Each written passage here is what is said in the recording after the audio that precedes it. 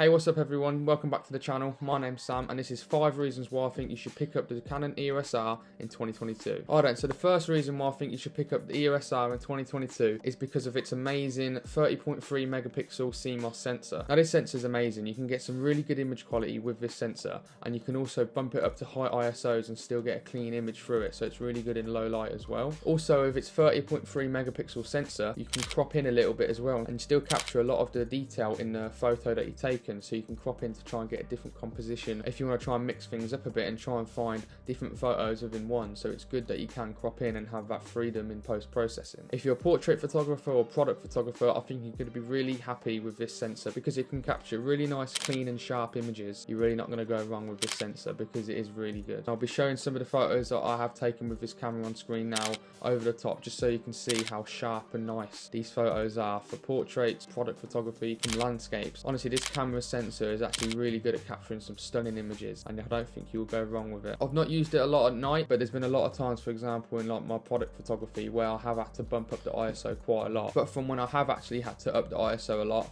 it has performed very well for me. I'm sure it will do for you too. Right, so reason number 2 why I think you should pick up the EOS R in 2022 is because of its amazing dual pixel autofocus. Now for photo and video, it's amazing. When you're taking your photos, for example, if you're out traveling and you want to get a quick snapshot of something, the autofocus literally focuses so quickly and so sharp, especially if you compare it with a lens that can also focus really sharp as well. So you don't have to worry about slow autofocus or anything. Honestly, the autofocus is really quick. In tracking priority, it's really good as well. It tracks the subject really nicely when you've got the servo autofocus on as well. For example, if you're tracking a bird or something, it really does track the animal really good, and you can see in some of these photos now how well the camera actually focuses onto the bird, and it actually captures them in 3 images in a row, and it really is tack sharp focus when you do it. So tracking priority is really good on this camera as well, so you won't go wrong with it. Now another thing that's amazing with it is the eye auto track. For photo and video, it tracks the eye so well, and it gets some really nice sharp photos with it as well. So if you're a portrait photographer again, you're going to absolutely love this camera, because when you are taking your photos, it's going to track the eye instantly. So every time you take a photo, you're going to know that the eye is in focus at all times. So if you take like 2 or 3 burst photos in a row, you know at least 1 or 2, or probably all of them, knowing this camera because of how good it is, all of them are going to be sharp and in focus, so you don't have to worry about that either. Now for the video side, I have had a few problems now and again when I'm videoing my products for my b-roll for some of these YouTube videos, but I think that's a lot of the reasons because I'm either getting really close and I want to try and get a lot of the details in, and I might be using too low of an f-stop, so it's not capturing the whole thing I want in the frame. So sometimes I do switch it to a manual focus, but I think that's what a lot of people do anyway, and I think that's what you should be doing sometimes, because manual focus is obviously you're controlling the focus, so it is a lot more reliable sometimes than autofocus, even though autofocus is amazing and a lot of the time it is super reliable, but sometimes you do have to just use manual focus to get the shot that you need. But apart from that, I've had no problems with the autofocus at all. It's tracked the eye, it's tracked the subject, it's done really amazing for me, and I absolutely love Canon's dual pixel autofocus. Right, so reason number 3 is because of the amazing CLog this camera provides. Now I always shoot in log, and I really do recommend you do too, just because it can get you in that routine and practicing of colour correcting and colour grading your footage all the time. I just like that, so no matter what, I always shoot in log, and the Canon CLog on this camera is absolutely amazing, and I really think it's so easy to colour correct and colour grade,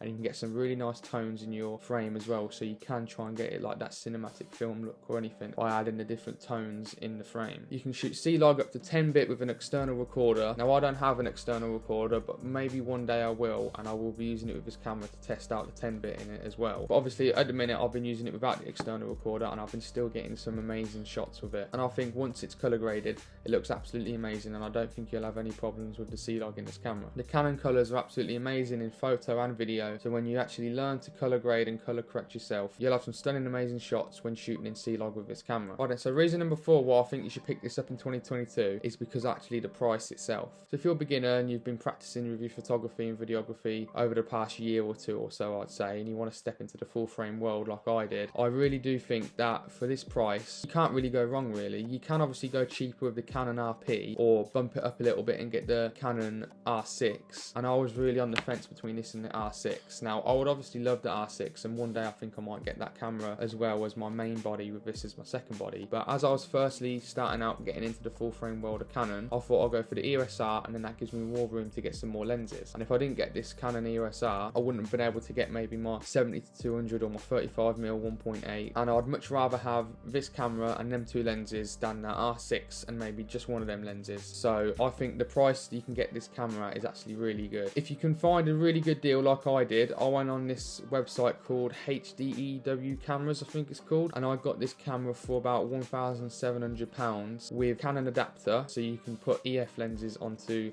the R-mount lenses as well. So that's how I use my EF 70-200. And I also got the 24-105 f4 to f7.1 kit lens. Now obviously a lot of people say that lens is not the best because it has a variable aperture, but as I was starting out in the full frame world, I thought I can just have that to vlog with or get some nice travel photos with, and that's exactly what I've done. So the fact you can get the Canon EOS R, which is a full frame mirrorless body with all of these amazing features in it, with a kit lens and with an adapter as well for 1,700, I think that's an amazing deal, to be honest. And if you don't want the lens or the adapter, on that website I'm pretty sure it was about £1,300 for the camera body itself. Now compare that to like what, £2,000, maybe 2.2 grand for the R6, then that's literally what, two lenses or maybe one really good lens that you can get as well as the body. So if you are starting out, I do suggest that you maybe pick up the EOS R in 2022, because that's what I've done, and I'm really happy I've made that choice, because I can always upgrade to the next camera. Because even though, like for example, the video features are nowhere near on par as like the R6 and the R5, and I will be talking about the video features on the next video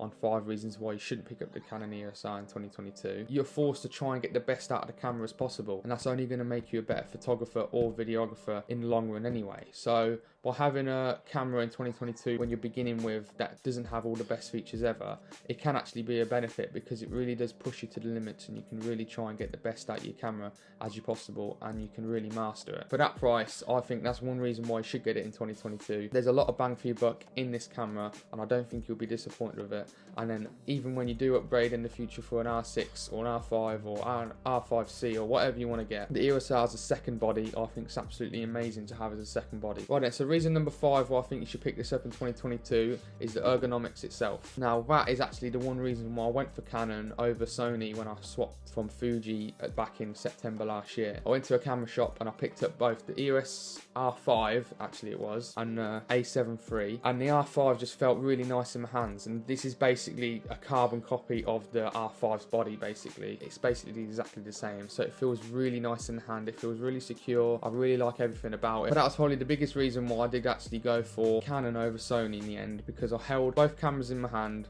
and I just felt like the Sony was a little bit on the small side, and I actually prefer a bigger camera in my hand, so that's why I did like the Canon one, and that's the reason why I sold my Fuji to go to a full frame camera anyway, because it was just way too small. When I tested out the Sony, even though they are amazing cameras, and I might even pick one up hopefully one day in the future just to test out and see what they're like, when I tested out the Canon versus the Sony, I much preferred the Canon in my hand. And at the end of the day, even though these cameras have all the amazing features, every camera in 2022 is going to do an amazing job.